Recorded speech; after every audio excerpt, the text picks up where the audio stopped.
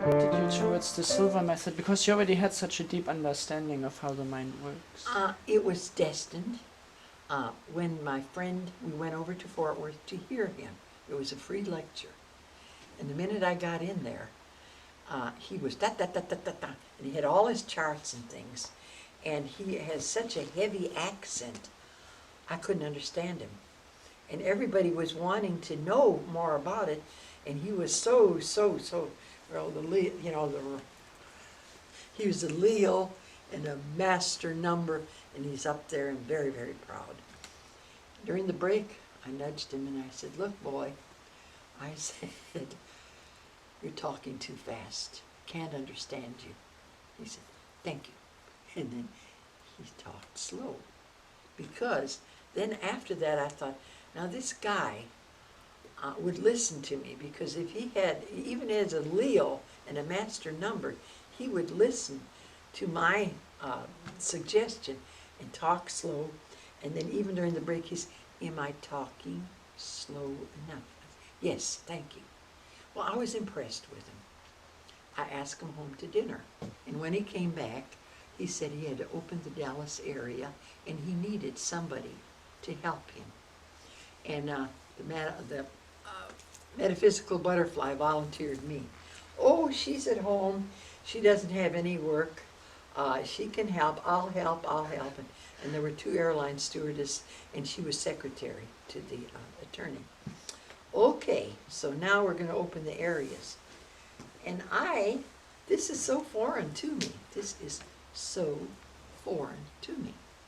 All of it. So I said, okay, we couldn't put ads in the paper at that time because it's mind control meant that they were going to influence people, and we could not put ads in the paper. And he should have changed it by then, but he was so down. I wanted to be mind control so they can control their mind, not we control their mind. But that's the way we left it. So my friend had friends in the churches and so forth. So now we're going to have an introductory lecture. Well, at that time, I was quite, what do you want to call, popular or famous. I knew a lot of people. And I knew one young man that had, he was very, very, very wealthy. He had a building with a big dormitory. And I called him and I said, "Can we have this room free?" Everything was free when I called him. So Jose's going to have this lecture there. All right, we go there, and there are about 150 people there from the different churches. Just they were conned in saying, "Come and learn to use more of your mind." So now we're going to register people. And I look at Jose, and there's 120 or 30 people. And I said, "How many people do you want for your first program?" He said, "What do you mean?" And I said, "How many people do you want for your first program?" And he said, "Well, let's have 83. You know." I said, "You want 83? Okay, we'll have 83. And he walks off, and you wonder what the hell's going on. All right, now the next night he's going to have his class, and they're registering, and they're calling me for registrations and so forth. And all of a sudden, there's 82 in the class, and Jose's sitting there, and we'll get started. And I said, "No, there's one more that has to come." I did not know any better. I decided that he wanted 83. He's got to have 83. And this man, "I'm sorry," and he walked in the door, and there were 83. And Jose looked. Well, see, I had nothing to do with this. It was all something. I mean, guidance was helping him all the time. And when I got to where he says, "You have to open the Chicago area," I'm not going to open the Chicago area. I don't want to fly. I don't like to fly. At that time, I was afraid of flying. That was before I had mind control, you know. And so I said, "No, get somebody else." And Jose would always say, "We'll talk about it. We'll talk about it." And that meant to me, I'm already know what I'm going to do. I'm going to influence you, you know. That's a good one to use. We'll talk about it. Right. So, this is the way we worked. And then I said, that day, you said, how can you get someone to help you? Just sit in your chair. And I say, somebody, someplace has got to help me. Hey, somebody, someplace has got to help me. Come on, help me. Phone rings. Yeah, Mrs. Yes. Well, I'm Alice so-and-so, and I live in Chicago, and I just read an article about you in one of the magazines. How can I get Jose up here? And I said, well, I'm PR for him, and I'm supposed to come up and open the area and get a suitable meeting place and put ads in the paper and so forth. You don't have to do a thing. I'll do it all for you. I represent a shoe manufacturing company. I'll get the auditorium free, and what else do you want? I mean, all over the phone in 5 minutes, everything was done. I didn't do it. Guides were doing it. Guides were helping me. She read my article I wrote for magazines. And she read this article, and all I'm talking about is Jose. I said, this is so fabulous. This is such a great, great program. And I had the automobile accident, and I was saying, I mean, it was just amazing what happened. And she was impressed and wanted it. And so she did everything. And it happened again in Detroit, right? Oh, yes, oh, yeah. Tell us about that. The next time I did go to Chicago because my husband said, well, you've had mind control. How long? Now, why don't you practice it, you know? But I was so busy in other areas. And yes, then I learned to fly. I mean, I was comfortable flying. And then the next time, that was directly after Chicago, he would come and he would always say, they tell me that I must now go to Chicago. I mean, to Detroit. And that's very night. He tells me, now I don't want to go to Detroit. And I'm saying, they're riding in the street, they have curfew. You don't want to go to it. They tell me. And so I thought. In your book, you talk about how one of the Silva method techniques saved your life in an accident. Could you tell us more about that? Okay, sure. It was New Year's Eve, and it was in Dallas. And one of my friends had a New Year's Eve party. And I don't really care for drinking, and neither did my husband. So there was some punch bowl there and everything.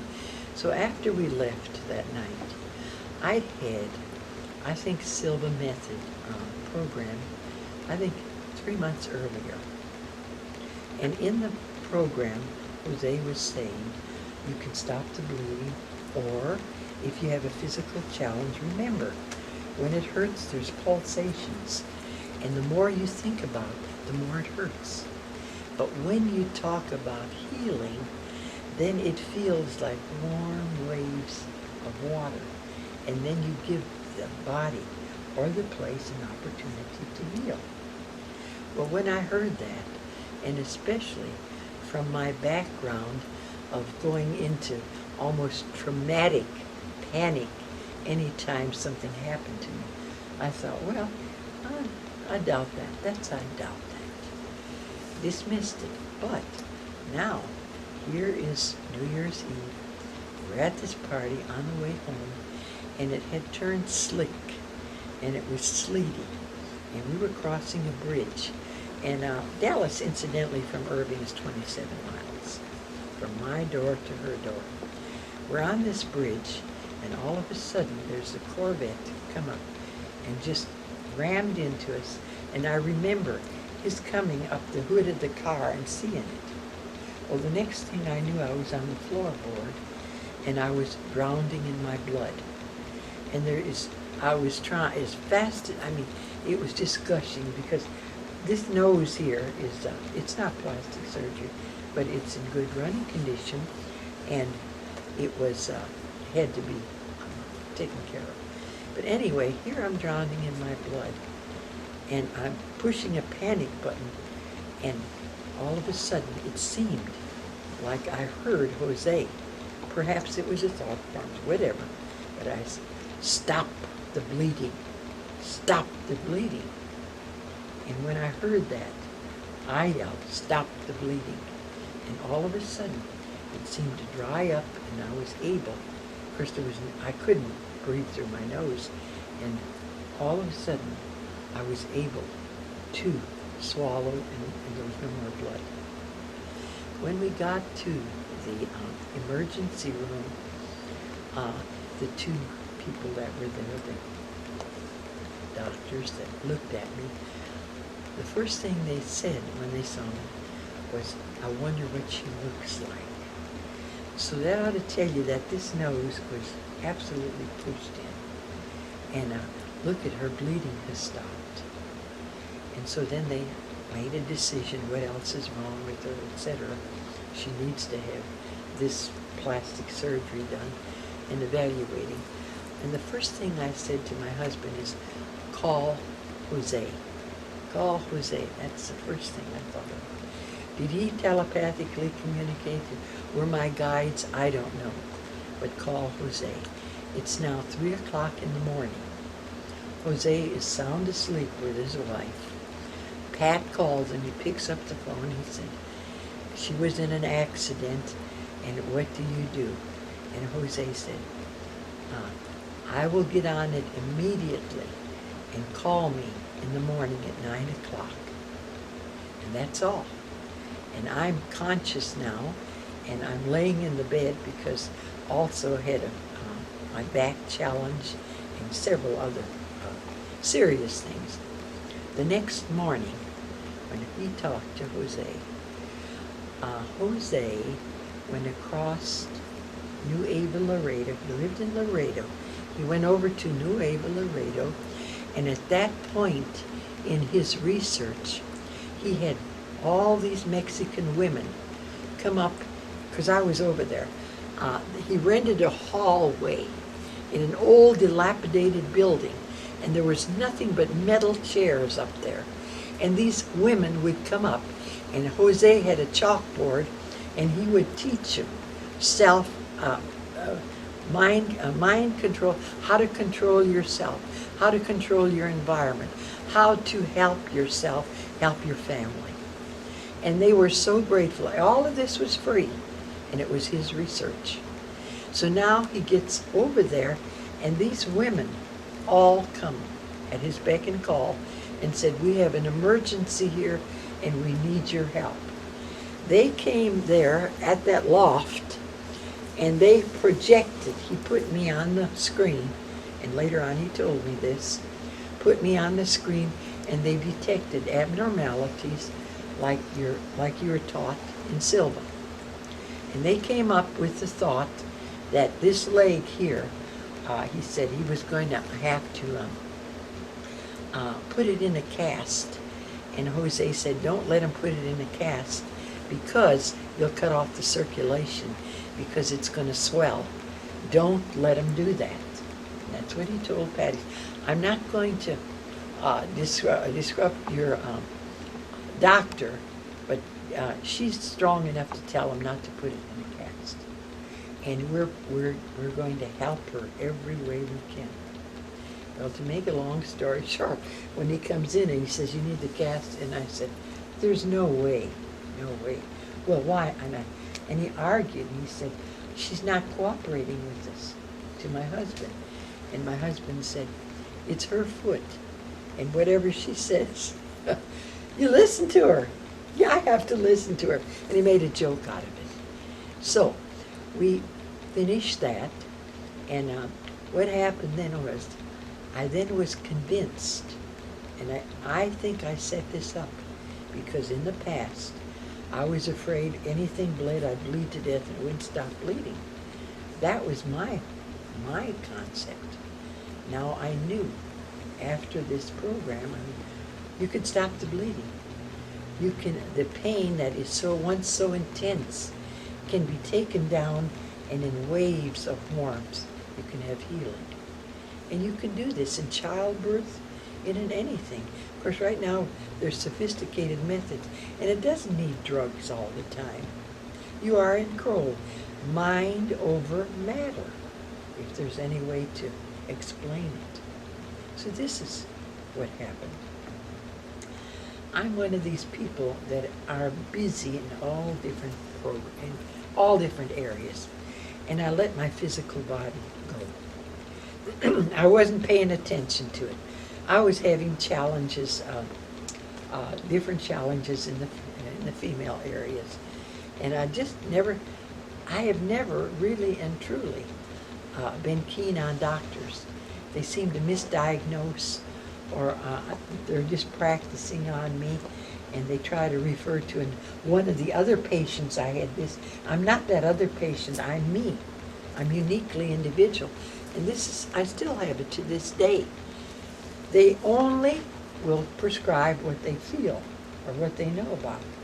And what do you know? How much is too much when they prescribe pills for you? How many times are you doing too much? So these things, I mean, this is one of my hang-ups. But it was time, and there was something I couldn't control. I'm sitting in this chair right over here, and I have what I call a doctor from that other dimension. I put him, it's his thought form is what it is, because I've created him. And I put him in a robe, and he looks like a doctor. And I said, okay, I need my doctor today. And all he said was, you have let this go on too long. You need to have this taken care of surgically. And I will help you. And that's what he said. When I heard that, I made an appointment to the doctor, one of the local doctors here in Cleburne, and he said, he did an x-ray, and he looked at it, and I came in, he said, you have a mass here that's on top of your bladder, and it has to be removed. But he said, I see a lot of gray areas, and it's maybe cancer. I cannot remove it. We don't have the facilities. You're going to go to this cancer research clinic in Dallas. And so that was his diagnosis, and he released me. And he said, okay, just go over there, but do have it done. So I called this doctor, and his name is Dr. Jacobs. And I thought, okay. I come back home, and I talk to my little doctor, my thought form, I thought it was, and he tells me, he said, okay, I'm going to be here with you all the time, but let's have some humor. He said, let's have some humor. Everybody's so serious. Cancer, you don't have cancer. Let's have some humor. So I get over to this Dr. Jacobs, and I come in, and he's a very stern, I mean, here's a doctor. The doctor, he means the white coat, and Mrs. Hansel, polite, informal, so forth. And the first thing he does, he has my x-rays on the wall there, and he said, and here is the growth.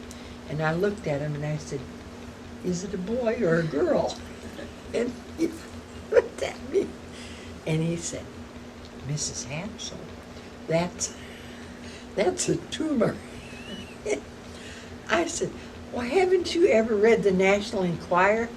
I said, space aliens are coming down, constantly impregnating women.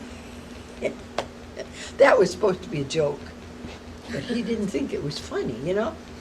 And I said, then I used to say, joke time, joke time. Then he went, yeah, because this is a pure idiot. I mean, here's a total stranger, 70 years old, going to have a baby, you know. So anyway, we get into his office, and he said, it will have to be removed, and I'm doing, and he said, it might be cancerous because I see all the gray areas here, and I'm having to have another doctor with me, an anesthetist, and so forth, so it'll take, and this is the early end, last of April, August, July. It was in the middle of July and August. I'm the key speaker at the convention, and there's no way I'm going to tell Jose I can't make it. So we're sitting in his office, and he says, well, let's see, I think I can get all this done in about 8 to 10 days, and I'll let you know. I said, no, you won't. I said, get on the phone and make it happen now. And he kind of looked at me like a little kid, and he got out his book, and he called the doctor. He said, this is Wednesday. Can you help me with surgery Friday? And he got the anesthetist, and Friday was when I was going to have this surgery. Not 9 days later, because I wanted to heal here. So he said, yes, Mrs. Hadsel, this is done. And I said, what else do I need to know? And he said, well, you have to give me permission to give you blood transfusions, because at your age, we have big problems with blood. And they bleed intently, and so I said, no, I'm not going to sign that. I can stop the bleeding. And when I said that, he thought, I'm pure nuts. And he said, well, Mrs., and I said, okay, I said, I'll sign that release, but you don't need it, I'll stop the bleeding. And as I walked out the door, he just shook his head, and I know he ran to his other doctors to say, I have a pure idiot here today. Friday morning, my husband and I, and the clinic over there that takes care of cancer patients, they have a motel there. So we spend the motel, and the night at the motel, and all I did was sit in my chair all night and talk to my doctor. And he says, it's going to be all right, we're going to help you. You're going to have a healing, and you're going to be the speaker in Laredo on the 11th. Okay, so now, when they do the surgery, there's no cancer, because I never learned to develop cancer. Oh, when he said, do you have cancer? And I said, no, I never learned to develop it, because Jose says this all the time in his class. You never learn to develop cancer. And that's been a thought with me. Every time somebody says, she has cancer, or he has cancer, you know what I say? I never learned to develop it. So this is what I tell this doctor. Now I'm completely a nut. Well, to me, now, after the surgery, I open my eyes. My husband is standing here. The anesthetist, and these two doctors are here, and the anesthetist sat there, and he said, we want to know how you stopped the bleeding. You did not bleed. We cannot believe that you could stop this. And I said, but? I said, it's mind over matter. And he said, how do you teach that? And I said, well, let me tell you what happened to me. I take this class, and we can stop bleeding. We can do so many things we're not aware of. He said, that is beautiful, that is beautiful. And I said, yes, and what you're going to do the next time you get an elderly patient and you're looking for them to bleed, all you're going to say to them is, she's not going to bleed. And then you can stop the bleeding. Don't you know how powerful you are? And they all shook their heads and went on.